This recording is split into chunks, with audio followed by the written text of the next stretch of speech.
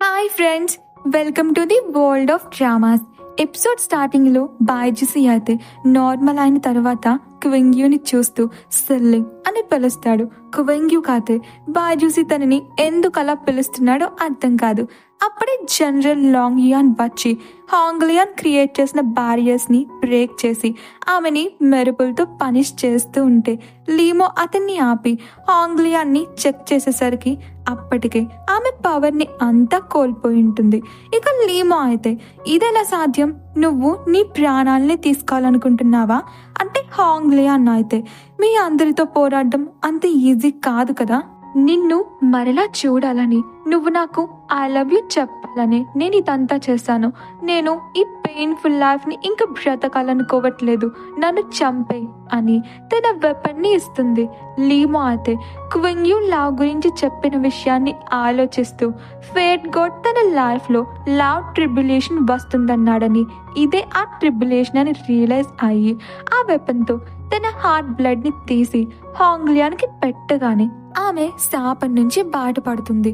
ఆమె అయితే లీమో నువ్వు నన్ను లవ్ చేస్తున్నావా అంటే లీమో ఏమో ఐ లవ్ యూ, కానీ ఇది రొమాంటిక్ లవ్ కాదు, నేను నీతో పాటు సమస్త జీవజాతిని కూడా సేవ్ చేయాలి అనే లవ్ ని కలిగి ఉన్నాను. ఒకసారి నువ్వే ఆలోచించు, నిన్ను లవ్ చేసిన మగవాళ్ళందరూ కూడా నిజంగానే లవ్ చేశారు, కేర్ చేశారు. ఇద్దరిలో ఎవరైనా మోసం చేసిన వాళ్ళు ఉంటే అది నువ్వే. నువ్వు కేవలం నీ శాపాన్ని పోగొట్టుకోవాలనే స్వార్థంతో వాళ్ళని కలిసా, వాళ్ళని నువ్వెప్పుడు కూడా నిజంగా లవ్ చెయ్యలేదు, అందువలనే వాళ్ళ హార్ట్ బ్లడ్ నీ శాపాన్ని పోగొట్టలేకపోయింది అనేసరికి హాంగ్లియాన్ కూడా అర్థం చేసుకుంటుంది. తన శాపానికి క్యూరు ప్రేమని పొందడం కాదు, ప్రేమని పంచడం అని. ఇక తన అయితే చాలా మంది అమాయకులని చంపినందుకు గిల్టీగా ఫీల్ అవుతూ తన పవర్స్ ని కోల్పోవడం వలన తన ఒరిజినల్ ఫామ్ లోకి మారిపోతూ తను మరలా తిరిగి హ్యూమన్ ఫామ్ లోకి మారితే లీమోలాని అందరికీ హెల్ప్ చేసి మంచి దారిని చూస్ చేసుకుంటానంటుంది. ఇక లాంగ్ యాన్ అయితే క్వింగ్యూని చూడగానే బంధించి ఎలా ఉన్నా సెల్లింగ్ అంటాడు. ఇక క్వింగ్యూ అయితే మీరు పొరపాటు పడుతున్నారు, నా పేరు క్వింగ్యూ అంటుంది.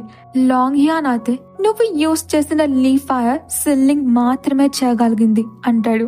ఇంకొక వైపు జాంగ్ అయితే స్వర్గానికి వచ్చి పొరపాటున దాన్సియా లాంటికి వెళ్ళిపోతాడు.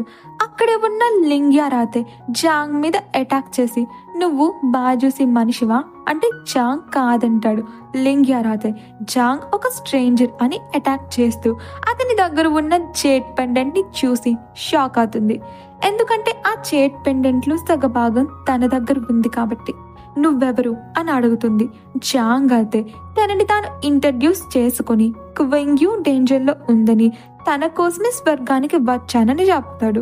ఇక లింగ్యార్క్ అయితే జాంగ్ కి క్వింగ్యూ మీద ఫీలింగ్స్ ఉన్నాయని అర్థమై దాంగ్సియా ల్యాండ్ నుంచి బయటకు వెళ్ళడానికి హెల్ప్ చేస్తుంది. ఇంకొక వైపు క్వింగ్యూ అయితే లాంగ్ యాన్ బంధించుంటాడు. లీమో అయితే బాజూసిని చెక్ చేసి అతను ఫుల్ గా రికవరీ అవ్వాలంటే ఒక స్పెషల్ మెడిసిన్ కావాలని, కానీ అందుకోసం సిల్లింగ్ వైట్స్ నే కావాలి, కానీ అది ఇప్పుడు లేదు కదా అంటాడు. బాయ్జూసి అయితే క్వింగ్యూ ఎలా ఉందని అడుగుతాడు, కానీ తనని లాంగ్ యాన్ బంధించాలని స్టూవర్ట్ చాంగ్ చెప్తాడు.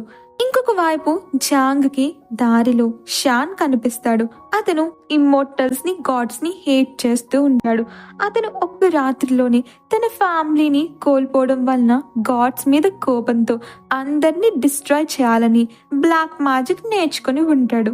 జాంగ్ కూడా బాయ్జూసి నచ్చడని తెలిసి నేను 2 రోజుల్లో చనిపోతున్నాను, నా పవర్స్ అంతా కూడా ఎవరికైనా దానమిద్దాం అనుకుంటున్నాను, నీ అదృష్టం కొద్దీ ఈ రోజు నువ్వు ఇక్కడికి వచ్చా, నీకు నేను గురువు అవుదాం అనుకుంటున్నాను అని జాంగ్ ని బలవంతంగా తన శిష్యుని చేసుకుని స్వాట్ స్కిల్స్ ని నేర్పించి తన పవర్ ని ఇస్తుంటాడు.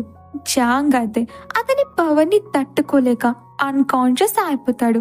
ఇంకా కొంతసేపటికి జాంగ్ కాన్షియస్ లోకి వచ్చేసరికి ఆ వ్యక్తి అయితే తన కళ్ళ ముందే మాయమైపోయేసరికి తను చనిపోవాడని రెస్పెక్ట్ పే చేస్తాడు. ఇప్పుడు తను చాలా పవర్ఫుల్ గా మారుంటాడు. ఇక తను క్వింగ్యూని వెతుక్కుంటూ బయలుదేరుతాడు. ఇంకొక వైపు బాయ్జూసి అయితే క్వింగ్యూ దగ్గరికి వస్తాడు. క్వింగ్యూ అయితే నువ్వు నన్ను సేవ్ చేయడానికి వచ్చావా అనేసరికి బైజూసి అయితే నువ్వు హాంగ్లియాన్తో కలిసి అంతా ప్లాన్ చేసావా? నువ్వే సెల్లింగ్ అని నిజం చెప్తావని ఇంతకాలం ఎదురు చూశాను. హాంగ్లియాన్కి నువ్వు లీమోని చూపించినందుకు బదులుగా నన్ను గాయపరిచి నువ్వు లీఫాన్ని తీసుకునేలా ప్లాన్ చేసుకున్నారా? ఆయన సెల్లింగ్ తప్ప ఇంకెవరూ లీఫాయిని కంట్రోల్ చేయలేరు అనేసరికి క్వింగ్యూ బాధపడుతూ నువ్వు నన్ను ఎందుకని నమ్మట్లేదు? నేను సెల్లింగ్లో ఉన్నాననే కదా నువ్వు నన్ను పల్లె చేసుకున్నా. ఇప్పటి వరకు నువ్వు చూపించిన కేర్ అంతా కూడా అబద్ధమా? నాకు కూడా తెలియదు నేను లీఫాని ఎలా కంట్రోల్ చేయగలగానని. అప్పుడు నా మైండ్లో ఒకే థాట్ ఉంది, నిన్ను ఎంత కష్టమైనా సేవ్ చేయాలని అంటుంది. బైజూసి అయితే చూస్తుంటే నీకు నిజం చెప్పే ఉద్దేశమే లేనట్టుంది. అసలు నువ్వేం ప్లాన్ చేస్తున్నా నిజం చెప్పు, నిన్ను ఇప్పుడే వదిలేస్తాను అనేసరికి క్వింగ్యూ అయితే నేను నిజమే చెప్తున్నాను. పేరు క్వింగ్యూ, నేను క్వింగ్యూని. నేను జింగ్యూ సెట్లో స్టూడెంట్ని, హెవెన్ లార్డ్ బైజూసికి వైఫ్ని. నాకు వేరే ఐడెంటిటీ ఏం లేదు. నేను సెల్లింగ్ని కాను. అయినా నువ్వు నన్ను నమ్మకుండా పనిష్ చేయాలని అనుకుంటే నీకంత శ్రమ అవసరం లేదని తనని తానే పనిష్ చేసుకుంటూ ఉంటుంది. మీ సీల్ వలన బైజూసి కూడా క్వింగ్యూ పెయిన్ ని ఫీల్ అవుతూ ఉంటాడు. తను కూడా ఆమె పెయిన్ ని చూడలేకపోతాడు. ఇక నెక్స్ట్ సీన్ లో లాంగ్ హ్యూన్ అయితే బైజూసి దగ్గరికి వచ్చి మాస్టర్ లీమో వైట్ స్నేక్ గురించి నాకు చెప్పాడు. నేను దాని ఆత్మని హెల్లో వెతకడానికి వెళ్ళాను, కానీ అది అక్కడ లేదు. ఈ త్రిభువనాల్లో ఎక్కడా కూడా లేదు. అంటే సెల్లింగ్ ఏదో పెద్దగానే ప్లాన్ చేస్తుంది. ఆమె పాస్ట్ లో మీకు హార్మ్ చేయాలనుకుంది. హెవెన్ సీల్ తో మిమ్మల్ని బంధించింది. ఇప్పుడు మరలా వచ్చింది. తనని ఇలానే వదల్లేము. తనని కూడా హెవెన్ సీల్ తోని బంధించాలి అనేసరికి బైజూసి అస్సలు పట్టించుకోడు. ఇక లాంగ్ యాన్ ని బయటకు పంపించేస్తాడు. ఇంకొక వైపు అసిస్టెంట్ యాన్ అయితే క్వింగ్యూని చూడ్డానికి ప్రిజన్ కి వెళ్ళడానికి తన ఫ్రూట్స్ ని ఇస్తుంది. క్వింగ్యూ అయితే తనని ఎవ్వరూ నమ్మడం లేదని ఫీల్ అవుతుంది. అసిస్టెంట్ యాన్ అయితే ఇప్పుడే చెప్తుంది, మిమ్మల్ని మాస్టర్ బైజూసి ఎప్పుడో వదిలేయమన్నారు, కానీ లాంగ్ యానే మిమ్మల్ని వదలట్లేదు.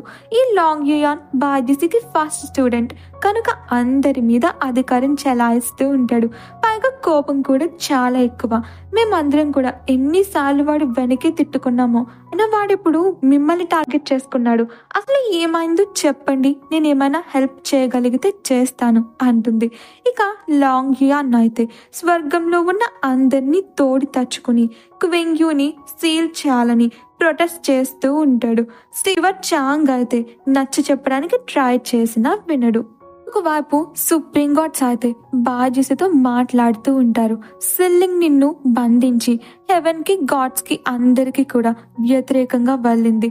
తనప్పుడు తిరిగి వచ్చిందంటే ఏదో ఒక ప్రాబ్లం తీసుకొస్తుందని తనని హెవెన్ సీల్ తో బంధించామంటారు. బైజూసి ఒప్పుకోకపోయేసరికి మిగిలిన గాడ్స్ అయితే నువ్వు సెల్లింగ్ ని ఇంకా ప్రేమిస్తున్నావా? నీ లైఫ్ కన్నా ప్రపంచ శాంతి కన్నా తనే నీకెక్కువ అంటే బైజూసి ఏమో ఆమెని లవ్ చేస్తుండడం వలన సెల్లింగ్ నిజంగానే చనిపోయి ఉండొచ్చు కదా. తన బాడీ డిస్ట్రాయ్ అయిపోయింది. ఇప్పుడున్న క్వింగ్యూ ఒక సాధారణమైన మనిషి. హెవెన్ సీల్ ని తన మీద ప్రయోగిస్తే ఆమె చనిపోతుంది. మనం రాంగ్ పర్సన్ ని చంపలేం కదా. అయినా ఇది నాకు తనకి సంబంధించిన విషయం అంటాడు. అప్పుడే హెవెన్ ఎంబసీ వచ్చి నువ్వు సెల్లింగ్ తో కొన్ని వేల సంవత్సరాలున్నా ఆమె సిల్లింగా కాదా అనే విషయం నీకంటే బాగా ఇంకెవ్వరూ చెప్పలేరు, నువ్వే డిసైడ్ చేసుకో అని వెళ్ళిపోతాడు. ఇంకొక వైపు అసిస్టెంట్ యాన్ అయితే ఇంకే కోసం ఫుడ్ ని తీసుకొచ్చి లాంగ్ యాన్ మిమ్మల్ని ఎలాగైనా పనిష్ చేద్దాం అనుకుంటున్నాడు. మాస్టర్ ఒప్పుకోకపోవచ్చు అంటుంది. అప్పుడే జాంగ్ వచ్చి ఆమెని అన్కాన్షియస్ చేసేసి క్వింగ్యూని విడిపిస్తాడు. క్వింగ్యూ అయితే జాంగ్ ని చూసి తను హెవెన్ కి స్కై బ్రిడ్జ్ నుంచి వచ్చాడని ఇంత పెద్ద రిస్క్ ఎందుకని చేశావు అని అడుగుతుంది. జాంగ్ అయితే క్వింగ్యూ లైఫ్ తనకి ఇంపార్టెంట్ అని ఆమెతో పారిపోతూ ఉంటాడు. ఇక వాళ్ళు తప్పించుకునేటప్పుడు అతను బారియర్స్ ని బ్రేక్ చేయడం చూసి క్వింగ్యూ ఏమో జాంగ్ సడన్ గా ఇంత పవర్ఫుల్ గా ఎలా మారాడని అడుగుతుంది. ఇక జాంగ్ కూడా సేఫ్ ప్లేస్ కి వెళ్ళిన తర్వాత అన్ని విషయాలు చెప్తానంటాడు. ఇక వీళ్ళు పారిపోతున్నారని బైజూసికి తెలిసి అడ్డుకుంటాడు. సీనియర్ జాంగ్ అయితే బైజూసి మీద అటాక్ చేసి అతని పవర్స్ ముందు నిలవలేక ఇద్దరు పారిపోతూ ఉంటారు. బైజూసి అయితే క్వింగ్యూని తనతో వెనక్కి వచ్చేయమంటే క్వింగ్యూ ఏమో బాయ్జూసి వైపు కత్తి చూపించి అతన్ని ముందుకు రావద్దని అటాక్ చేసేసరికి బాయ్జూసి కూడా ఫీల్ అవుతూ సిల్లింగ్, నేను చనిపోతేనే గాని నువ్వు ప్రశాంతంగా ఉండవా? నన్ను చంపేయాలని అంత గట్టిగా అనుకుంటున్నావా? వెగద చెప్ప నన్ను లవ్ చేస్తున్నానని అని తను సిల్లింగ్ ఎంత గాఢంగా ప్రేమించుకున్నారో ఇంకా వాళ్ళు చేసుకున్న ప్రామిస్లని చెప్తాడు క్వింగ్యూ అయితే. నేను సిల్లింగ్ ని కాదు క్వింగ్యూని, నీకెన్నిసార్లు చెప్తే నిజాన్ని నమ్ముతా అంటుంది. బాయ్జూసి అయితే కోపంగా, ఇంకెన్నిసార్లు అబద్ధం చెప్తా? నేను నీకు చివరి అవకాశం ఇస్తున్నా, నాతో వెనక్కి రా అంటే క్వింగ్యూని కాపాడాలని జాంగ్ అయితే బాయ్జూసిని గెంటేసి క్వింగ్యూని తీసుకుని పారిపోతూ ఉంటాడు. క్వింగ్యూ అయితే జాంగ్తో వెళుతున్నా సరే బాయ్జూసి కోసం వరి అవుతూ ఉంటుంది. ఇంతలోనే లాంగ్ యాన్ అక్కడికి వచ్చి ఇద్దరి మీద అటాక్ చేస్తాడు. జాంగ్ అయితే క్వింగ్యూని కాపాడుతూ ఉంటాడు. ఇద్దరు కూడా అన్కాన్షియస్ అయిపోతారు. ఇక మెలకు వచ్చేసరికి జాంగ్ క్వింగ్యూ ఇద్దరు కూడా ప్రిజన్ లో ఉంటారు. క్వింగ్యూ అయితే జాంగ్ ని కూడా ప్రాబ్లం లో పడేసినందుకు సారీ చెప్తుంది. సీనియర్ జాంగ్ అయితే ఇది నా చాయిస్, నాకు తెలుసు నువ్వు ప్రాబ్లంలో ఉన్నావని నా మనసు చెప్పింది.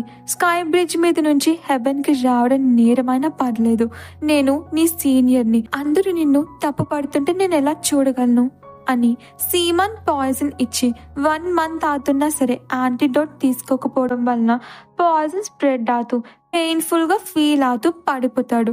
ఇక క్వింగ్యూ అయితే జాంగ్ గురించి వర్రీ అవుతూ మధ్యలో భార్య ఉండడం వలన ఏం చేయలేక హెల్ప్ కోసం పిలుస్తుంది. కానీ ఎవ్వరూ రాకపోయేసరికి తనకి తానే గాయం చేసుకుంటుంది.